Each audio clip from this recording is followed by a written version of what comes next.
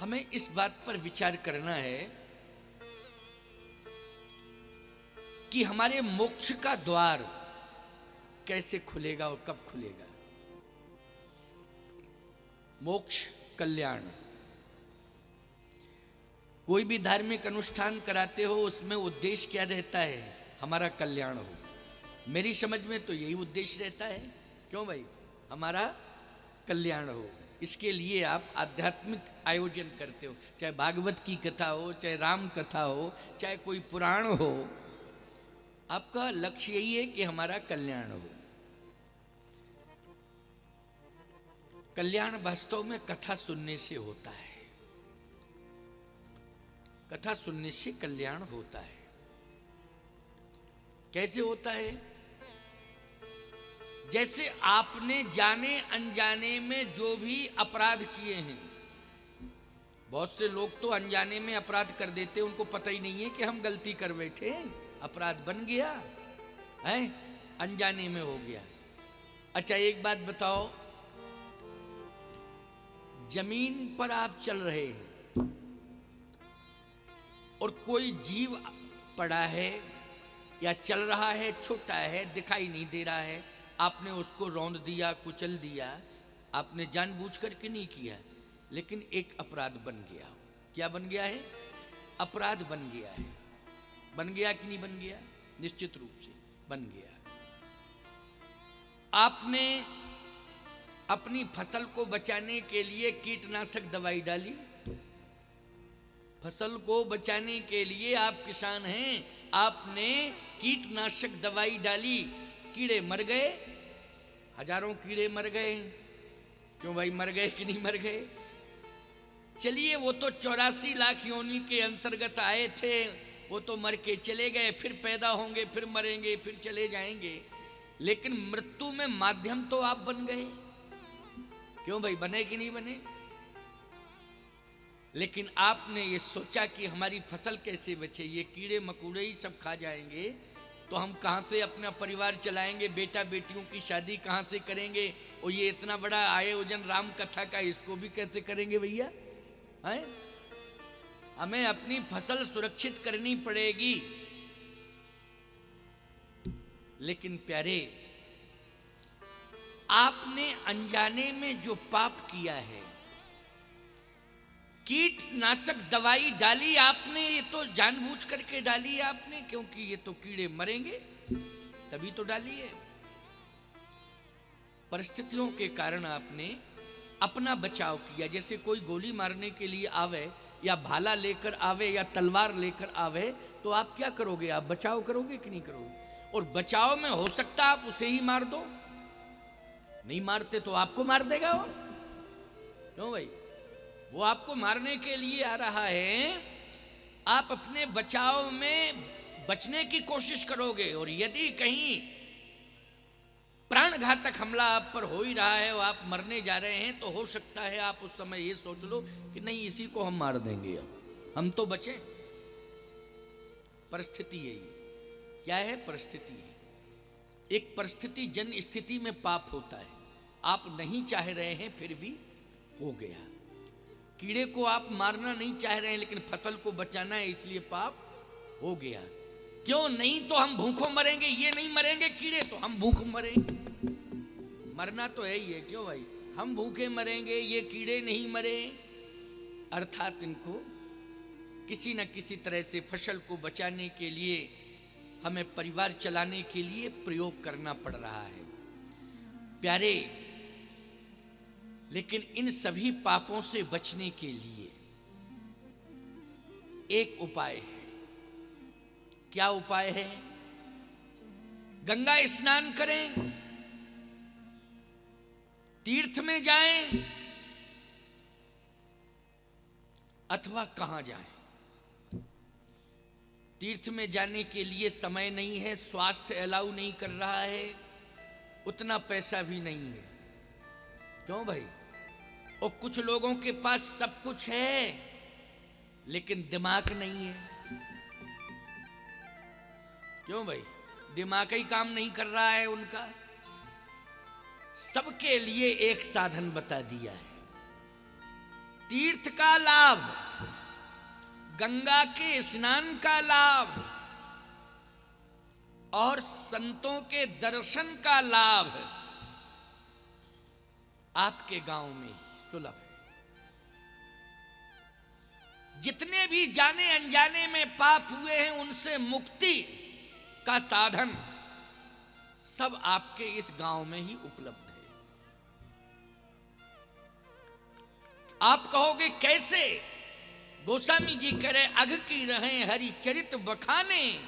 जिस गांव में भगवान की कथा होती है तो जो कहने वाला वक्ता होता है वो सुनने वाला श्रोता होता है, उसके समस्त प्रकार के पाप कट जाते हैं, वो पापों से दूर हो जाता है। और गंगा, राम कथा रूपी गंगा, भागवत रूपी गंगा, ग्रंथ रूपी गंगा का प्रवाह होता है।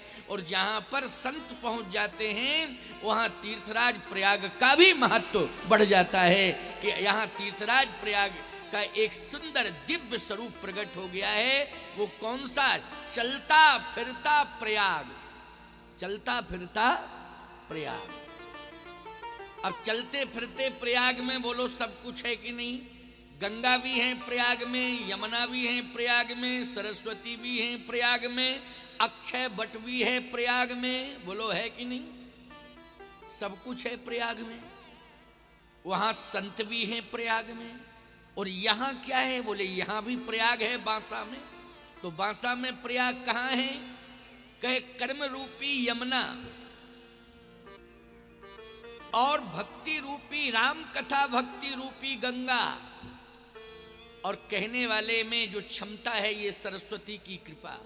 क्यों? बिना सरस्वती की कृपा के एक शब्द नहीं निकल सकता था। ये सरस्वती की कृपा है। बोलो है कि नहीं?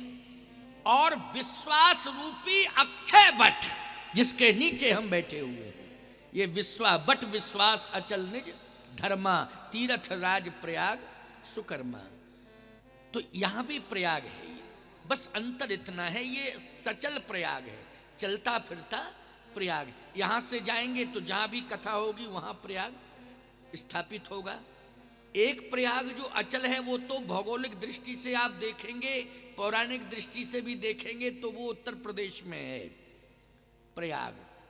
लेकिन पौराणिक दृष्टि से अगर देखा जाए तो चलता फिरता प्रयाग जो है आज आपके बांसा नगर में है जब तक कथा हो रही। इसके बाद किसी अन्य नगर में, डगर में, गांव में, शहर में, जहां भी अनुकूलता और प्रभु की कृपा होगी वहां होगा। तो इसके लिए रामचरितमानस की वो प्रमाणित चौपाई है, उसको सुनिए जरा। ये क्या है? कहे अचल प्रयाग नहीं सचल प्रयाग है। बोले सचल प्रयाग का प्रमाण क्या है? प्रमाण यही है, मुद मंगलमय संत समाज। मुद मंगलमय संत समाजू। जो जग जंगम तीरथ राजू। जो जग जंगम तीरथ राजू। मुद मंगलमय संत समाजू। मुद मंगलमय संत समाजू। जो जग जंगम तीरथ राजू। जो जग जंगम तीरथ राजू। मुद मंगलमय संत समाजू। मुद मंगलमय संत समाजू। जो जग जंगम तीरथ राजू। यह है चलता फिरता तीर्थराज प्रयाग, जहां पर संत अधिक रहते हों और ऐसे संत रहते हों जो सत्संग करते हों। देखो भाई एक बात आपको बता दें, हम नशा मुक्ति अभियान चलाते हैं। किसी भी प्रकार का कोई भी प्राणी नशा न करे। आप कहोगे महाराज नशा मुक्त अभियान में आपका उद्देश्य क्या है? नशा मुक्त अभियान में मेरा उद्देश्य यही है कि समाज रोगों से दूर हो। जितनी बीमारियां आ रही हैं कोई ना कोई नशे से आ रही है कि नहीं आ रही है? क्यों भाई, बीमारियां किससे आ रही हैं? नशे से आ रही हैं। नशा अनेक प्रकार का है, एक प्रकार का नहीं है, अनेक प्रकार का है। सत्संग के माध्यम से मैं समाज को नशा मुक्त करना चाहता हूं। एक सज्जन ने कहा कि मैं नशे के बिना रह नहीं सकता हूं। मैंने कहा अगर नशे के बिना नहीं रह सकते हो तो हम एक नशा तुम्हें दे रहे हैं। क्या? राम कथा सुनने का नशा तुम्हारे जीवन में आ जावे, बस इसी नशे में मस्त रहो। गांजा, अफीम, भांग, चरस, सिगरेट, शराब इनको छोड़ो। इससे शरीर की हानि, सम्मान की हानि और धन की हानि। क्यों भैया, है कि नहीं? शरीर की भी हानि है और सम्मान की भी हानि है और धन की भी हानि है। हानि ही हानि है, हानि के अलावा कुछ नहीं हो। राम कथा रूपी नशा जिसके जीवन में आ जाएगा, याद रखना उसे सम्मान भी मिलेगा और भगवान भी मिलेगा। दोनों चीजें एक साथ, सम्मान भी और भगवान भी।